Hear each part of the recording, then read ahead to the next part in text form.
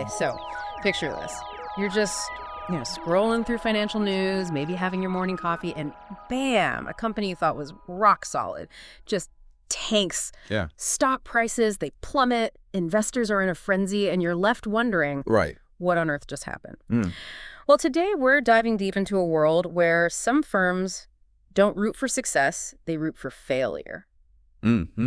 Activist short selling, Yeah. where firms like our subject today, Hindenburg Research, actually bet against a company's success. That's right. They dig up the dirt, expose those potential wrongdoings, Yeah. and if their bet is right, let's just say a hefty profit awaits. It's a high-stakes game, for sure. I mean, we're not talking about just glancing at earnings reports here. These firms are like financial detectives. Right. Piecing together public records, digging through internal documents. They even do interviews, all to uncover what companies might be trying so hard to hide. Hindenburg Research, I mean, even the name, it sounds ominous. Right. Almost like a warning, It's very deliberate.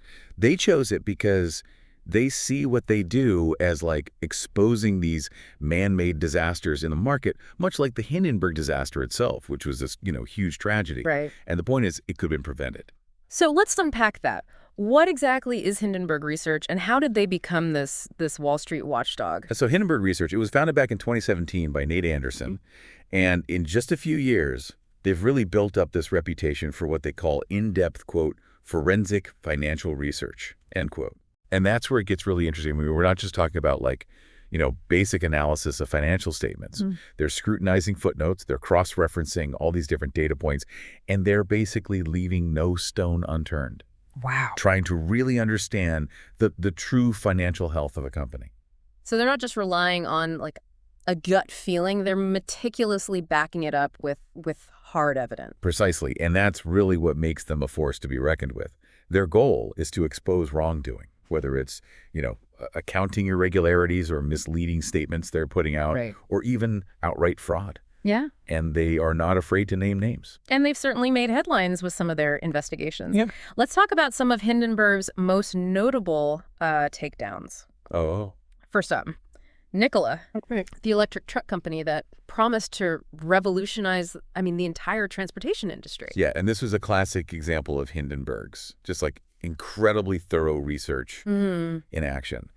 Because they didn't just accuse Nikola of, misleading investors. They actually revealed how the company staged this promotional video Wow. to make it seem like their technology was way, way more advanced than it actually was in reality. Yeah, they literally rolled a truck downhill to make it look like it could drive on its own. I know, right? Oh my God. It was a crazy revelation, and you can imagine the fallout was pretty significant. Right. Nikola's founder, Trevor Milton, he was eventually found guilty of fraud. Wow. And sentenced to prison. So this wasn't just like a slap on the wrist. It was a very clear message that in misleading investors. Yeah. It has serious, serious consequences. Right. Absolutely. And I think it sent, ripples throughout the entire EV industry, the electric vehicle industry. Absolutely. Suddenly, investors were way more cautious, Yeah. demanding a lot more transparency and proof of concept. Like, show me it actually works. Yeah. It's like the Nikola case forced everyone to just take a step back and ask, are we being sold a fantasy here? Right. Like, is this real or is this not? Absolutely. Oh, yeah. And it just makes, definitely raises the question of, Yeah. are we being wowed by, smoke and mirrors and not the real deal? But as shocking as the Nikola case was, Hindenburg's investigation into Enochian biosciences, that one's like the stuff of nightmares. Oh, tell me about it. That one is truly wild. Give us the rundown. Okay, so Hindenburg, they described Enochian biosciences as this scam built on a lifetime of lies. Wow. And they were not exaggerating. What they uncovered through their research was this web of deceit. Okay. And it all started with the company's founder, Serhat Gumruku. What did they find out about him? So Gumruku, he was claiming to be this brilliant scientist, right? Right. But Hindenburg discovered that he had actually completely falsified his medical credentials. Oh, my God. Had never earned a medical degree. And get this, he had been treating patients, including terminally ill children, under these false pretenses. That is just despicable. It's awful. It's appalling. And to make matters even worse, before Hindenburg could even publish their report, Gumruku was arrested and charged with a murder-for-hire plot. Wow. Talk about a plot twist. I know. It's like something out of a movie, right? Yeah. But The case is still ongoing, but, he's in prison. And as for Enochian Biosciences, right, the company that was built on all these fabrications, they're facing their own legal challenges now. right. It's a stark reminder that, behind these shiny corporate facades, there can be some very, very dark secrets. Yeah. But Hindenburg didn't stop there. No. They set their sights on a target few would dare to touch, and that's Gautam Adani, Right. one of the world's wealthiest individuals, and his conglomerate, the Adani Group. Now, this case was particularly interesting because it became about way more than just one company, right? Yeah.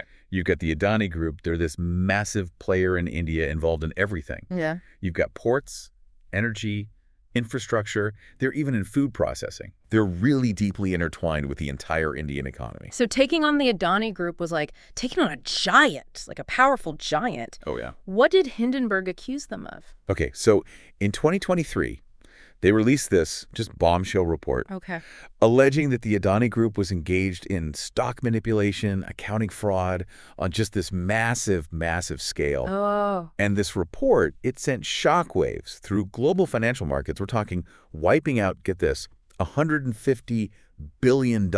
Billion with a B. Wow. In market value from the Adani Group. $150 billion.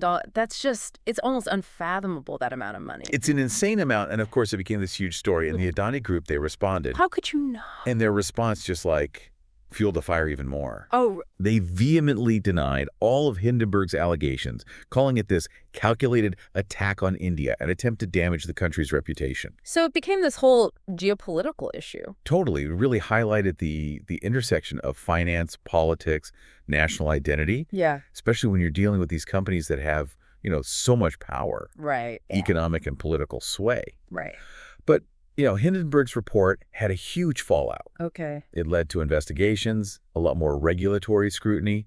It even impacted the credit ratings of some Adani Group companies. Talk about a ripple effect. I know. But if you thought Hindenburg only targeted companies in emerging markets, think again. Right. Because they even went after a Wall Street legend, Carl Icahn. Carl Icahn. Known for his very bold investment moves. That's right. In 2023, Hindenburg, they released this report accusing Icahn Enterprises, which is, Icahn's publicly traded company, right, of basically operating like, quote unquote, a textbook Ponzi scheme. Oh, wow.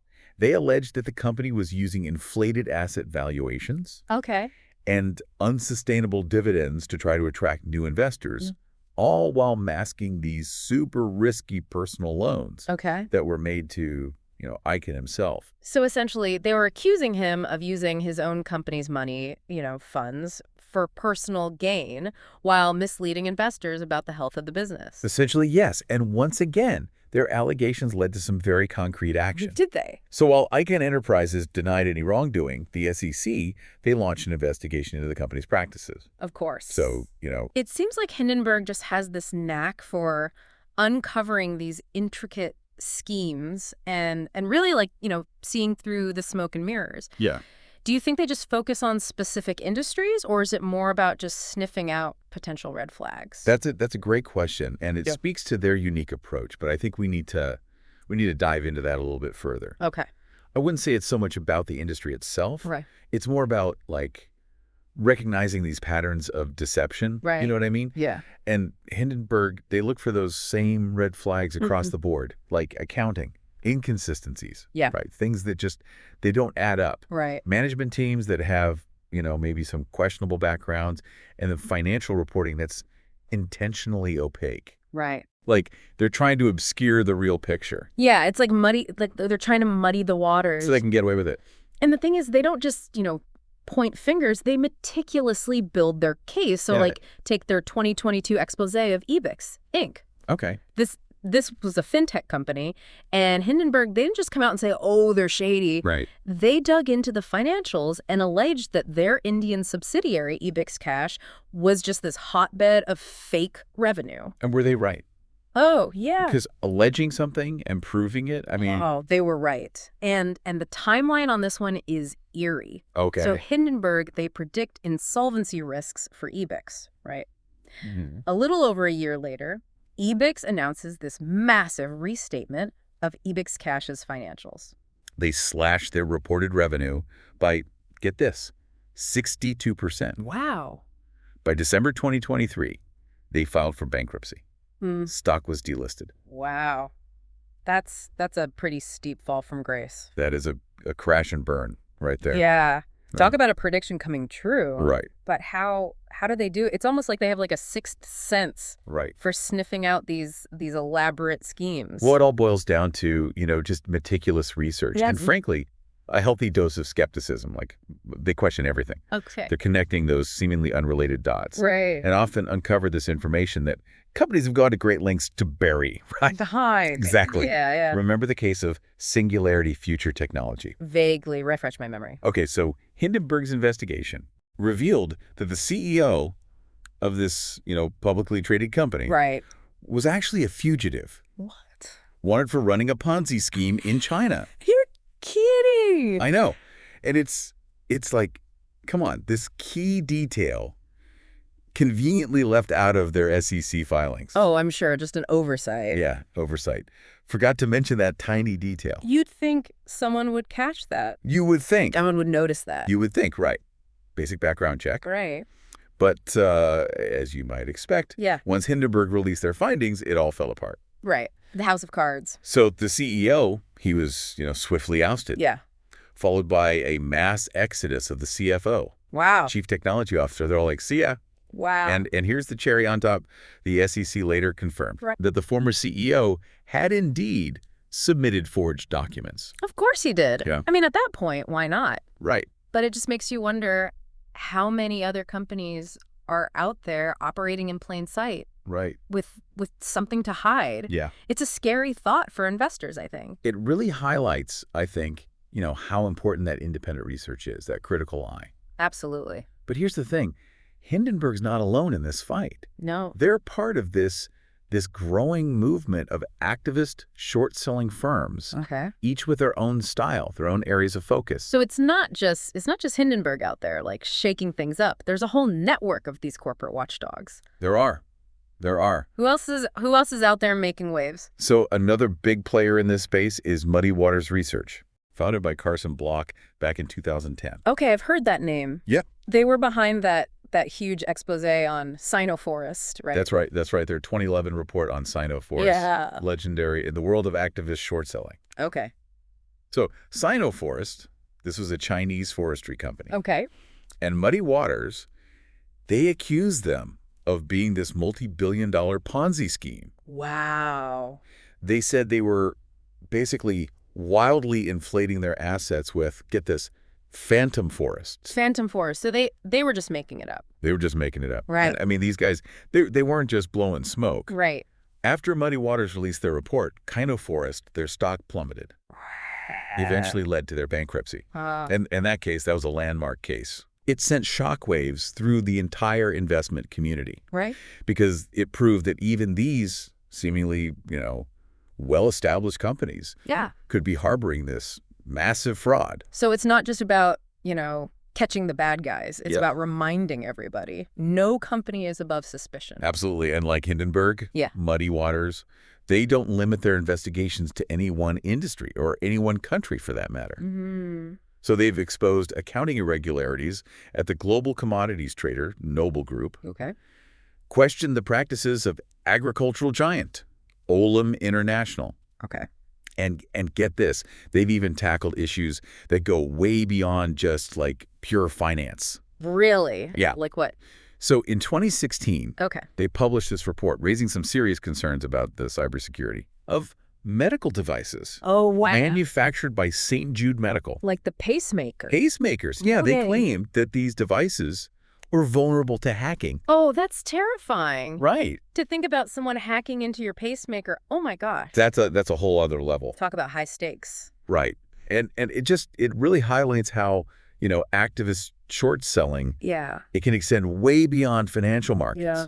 And it could really impact, public safety, even national security. Absolutely. And while St. Jude, they initially denied Muddy Waters' claims. Right, of course. Both the FDA and the Department of Homeland Security, they launched investigations. Wow. And ultimately confirmed the vulnerabilities that Muddy Waters had exposed. So it's not just about money, it's about holding these companies accountable for their actions, even when those actions could have, life or death consequences. Right, exactly. It sounds like, firms like Hindenburg and Muddy Waters, they're playing just like a vital role in today's world, which is just becoming increasingly complex and interconnected. Absolutely. They both have this demonstrated commitment to exposing corporate wrongdoing. It doesn't matter like how big the target is or the potential blowback.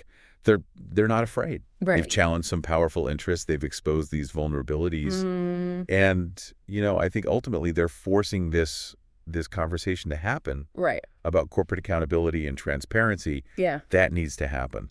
They've certainly given us a lot to think about. But before we get, too carried away with their heroics, let's bring this back down to earth for a second. Okay, yeah. What does all this mean for, like, the average person listening right now? We're not all going to go out and become activist short sellers. What are the key takeaways here? That's the crucial question, right? Because, most of us are not going to go out and, put on our detective hats, pore over financial statements. But that doesn't mean that we should just blindly trust everything we read. Especially when it comes to our own investment. Absolutely. You're right. I mean, not everyone has the time or the expertise, frankly, to become like a full-blown, financial sleuth. But that doesn't mean that we should just blindly trust everything we read, especially when it comes to, our money. Exactly. Whether you're thinking about, I don't know, buying stock in a company or even just, following a particular industry. I think these stories, Hindenburg, Muddy Waters, really underscore the importance of asking tough questions. And doing your own research. Don't just rely on the flashy marketing. Or the rosy projections. You gotta dig a little deeper. So what does that look like in practice? Like for the average person, what are some red flags that we should be kind of on the lookout for? Well, first and foremost, I would say be wary of anything that it seems too good to be true. You know what I mean? If it sounds too good to be true. Exactly. It probably is. If a company's promising these astronomical returns with very little to back it up, that's a big red flag. Okay, that's good advice in general, I would say. But how about something a little more concrete? Like when we're actually looking at, those financial statements, where do we even begin? Okay, so pay attention to the footnotes. The footnotes, okay. Yeah, companies, they love to bury crucial information in those tiny little lines of text. Hoping that no one's going to bother to read them.